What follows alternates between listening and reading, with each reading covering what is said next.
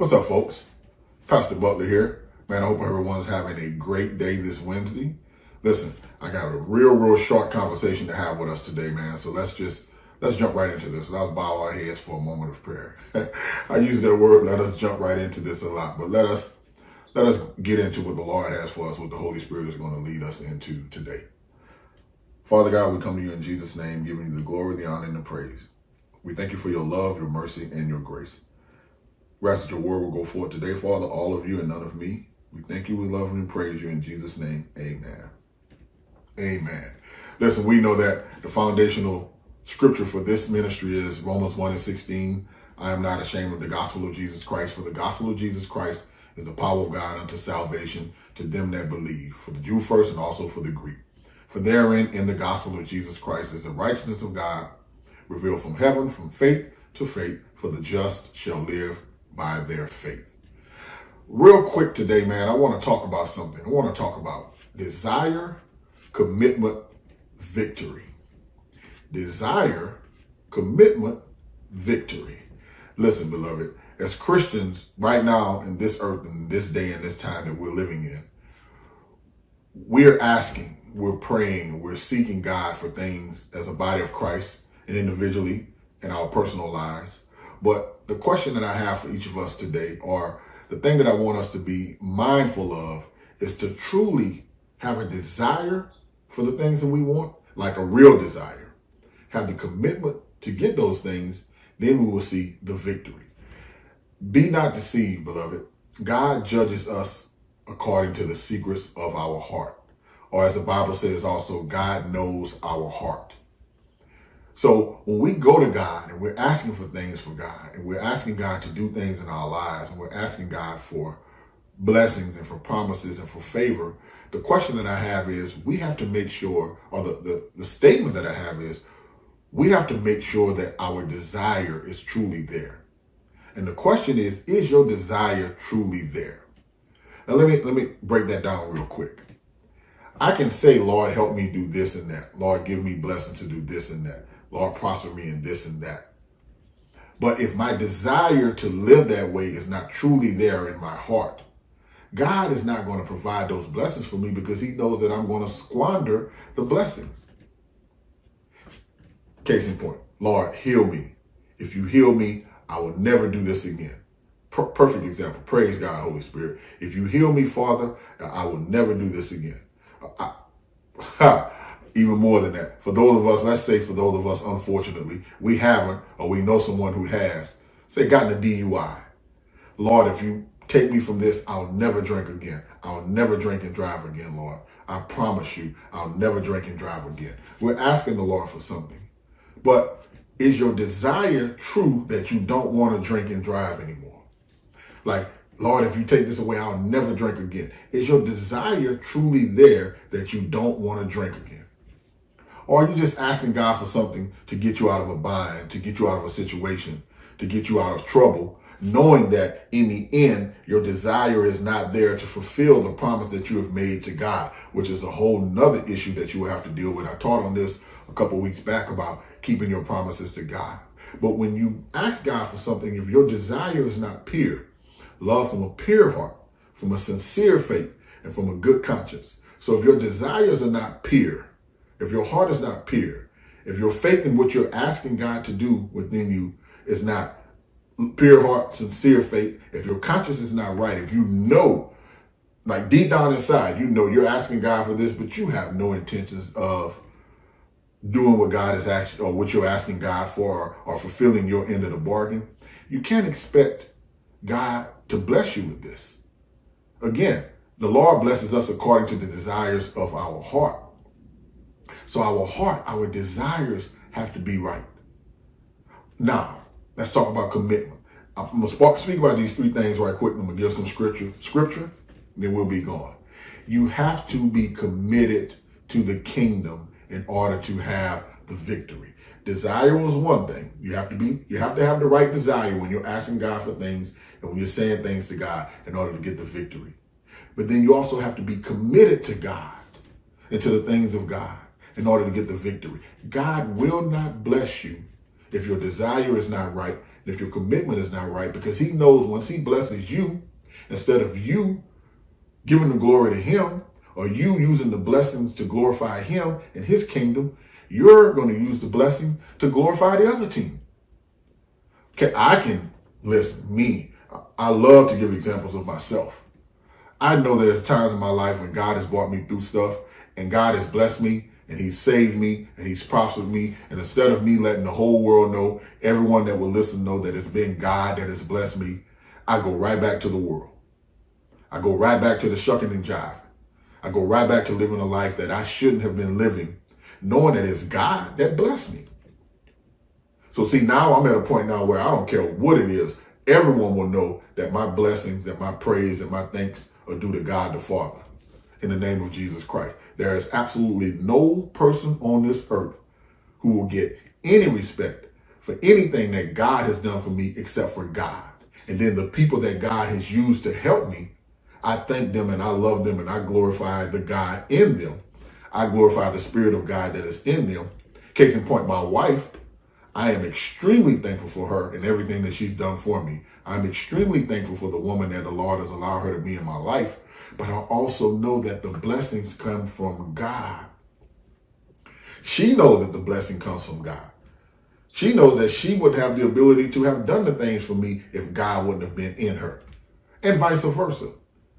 So when you get a blessing from God, your desire has to be right. You have to be committed, like truly committed to God and to the kingdom in order to receive the victory, because the victory is to glorify God. The victory is to glorify Jesus Christ. Salvation is to glorify the kingdom. Peace, Jesus said, now some quick scriptures and then we'll go. This is where the victory lies. I'm going to give you an example. You're struggling, you're stressed out, you have anxiety, you have troubles, you have problems. You're in a situation or a relationship that's just not right. It's not working for you. Your job is not working. Anything.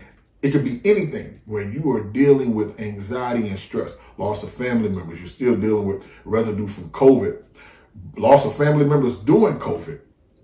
And you're praying to God for peace. You're praying for God to take this anxiety away, to take this fear away, to take this worry away. And you're praying and you're praying and you're praying. Well, God knows your heart. So if you're praying to God, asking God for this to deliver you, but you're not committed to God, if you're praying to God and your desire is not to do right for God, then God can't give you the victory. Jesus said, peace I give unto you, my own peace do I leave unto you. Not as the world gives do I give. Let not your heart be troubled, neither let it be afraid. The Bible also says to be anxious, to be worried about nothing, but in everything through prayer and through supplication, with thanksgiving, make your request known unto God, and then let the peace of God, which surpasses all understanding, guard your heart, your mind, and your soul through Christ Jesus. And then the Bible says, finally, whatsoever things are lovely, noble, pure, praiseworthy, virtuous, whichever things has value, whichever things are thankworthy, meditate on these things, and then the God of peace will be with you. The God of peace, Jesus said, peace I have given unto you. Jesus said, greater is he that is in me than he that is in the world. So the Holy Spirit of God is on the inside of you to give you peace. But if your desires are not for God, and God knows that once you get this peace, you're not going to glorify Jesus. You're not going to tell everyone that Jesus saved you, that Jesus brought you through, that God blessed you, that the Holy Spirit of God is your comforter. Then God's not going to bless you because you don't have the right desire. You're not committed. So you cannot receive the blessing. Be not deceived. God shall not be mocked. Whatsoever man soweth, that shall he also reap. If you sow to your flesh, you shall of your flesh reap corruption. But if you sow to your spirit, you shall of your spirit reap everlasting life. And the Bible also says, and be not weary in well doing, for we shall reap in due season if we faint not. But if you're not committed, if you're not sowing and looking for the right things to happen in your life, then what you reap is not going to be the victory. Whatsoever you sow, you shall also reap. If your desires, if your sowing of your prayer, if your heart in your prayer, praise God, Holy Spirit, work this out for me. Let me make this make sense. Make it make sense to me as I speak to them. If your desires in your heart is not right, if your sowing of your prayers, if your prayer time, if your request is not right, if you're not committed, then you will not reap the victory because what you're sowing is not right. Your desire and your commitment is not right. So you're not sowing to the spirit, you're sowing to the flesh. And of the flesh, you will reap corruption. In the spirit, you reap the victory because the glory goes to God. But in the flesh, you reap corruption because you're not right. Seek ye first the kingdom of God and all his righteousness, and then all things shall be added unto you. Well, your desire is that I want to seek ye first the kingdom of God. I want God. My commitment is to God. My commitment is to the kingdom. My commitment is to Jesus Christ. Then the victory comes. Then all things are added unto me. Then I glorify God in that. Do we see that? I seek ye first because my desires are right. I'm committed, so I'm seeking. All I want to do is seek the kingdom, all his righteousness, and then all things were added unto me. Then the blessings and the favor are added unto me because my desire and my commitment were right, and God knows that the victory will glorify him. Last scripture. We know that all things work together for the good for those who love the Lord and who are called according to his purpose. Is your desire right? Do you truly desire to love the Lord? I'm going to close after this. Praise God. Do you truly desire to love the Lord? All things work together for the good for those who love the Lord and who are called according to his purpose. Is your desire right to love the Lord? Is your commitment right to love the Lord, to seek ye first the kingdom of heaven and all its righteousness? Like, is that on the inside of you? Is that your daily goal? Or are you in it just to say you're in it? Or are you in it just to get something from God? See, the Bible says, without faith, it is impossible to please God. For he who comes to God must believe that God is God and that God rewards those that diligently seek him. See, when your desire is not right, you're not going to diligently seek God. When your desire is not right, you don't have the kind of faith in God that you need to have. When you're not committed to the kingdom, you're not going to seek God. You're not going to draw near to God because your commitment is not right. Your desire is not right. And if your desire is not right, your commitment is not right, the victory will not be there. All things can't work together for your good because you don't truly love the Lord. You're not trying to be called according to his purpose. Your prayer for things are just prayers to get you out of trouble. Your prayer for things are just prayers to get you over this hump. Your prayer for things are just prayers to get you through this storm. But you're not committed to God. And because you're not committed to God, you're not seeking ye first the kingdom of God and all its righteousness. Because you're not committed to God, all things won't work together for the good because you're not loving the Lord. You may be called according to his purpose, but you have decided not to accept the calling. Your desire doesn't want the calling. And if your desire doesn't want the calling, then you can't receive the victory. And it all starts with it simply starts with this. We'll pray this out together. Repeat after me, and then that's it. We're done for the day. Father God, I want your will to be done in my life. My desire, Holy Father, is for you. I am committed unto the kingdom of God, and I trust and believe that the blessings, Father, the favor, the prosperity, the gifts, the healings, the triumph is mine through the blood of Jesus. I have sold my soul out to Jesus. I am committed. I am addicted to the kingdom of heaven. I am committed and addicted to God the Father. I am committed and addicted to Jesus Christ. I am committed and addicted to the Holy Spirit of God. And I know that the Most High God rules in the kingdom of heaven and earth. I know that there's no name above the name of Jesus Christ. And I know that the Holy Spirit of God is on the inside of me. I have the mind of Christ Jesus, which means I can live my life victorious like you. We thank you, Father God. We love you for this time that we spent together. We thank you for this prayer. We ask that you will go us, Father, lead us and guide us into all truth. Teach us all things, show us things to come. Give us a desire and give us a commitment so that we can see the victory. Thank you in Jesus' name. Amen. All right, beloved, listen. Hope everyone has a great Wednesday. I said this before, but I'm back to now. Whenever the Lord gives me a message, I'm going to deliver it. So just pay attention a little bit more. Maybe once a day, maybe once every 5 days, maybe 5 in one day. But however the Holy Spirit speaks, I'm going to speak to you.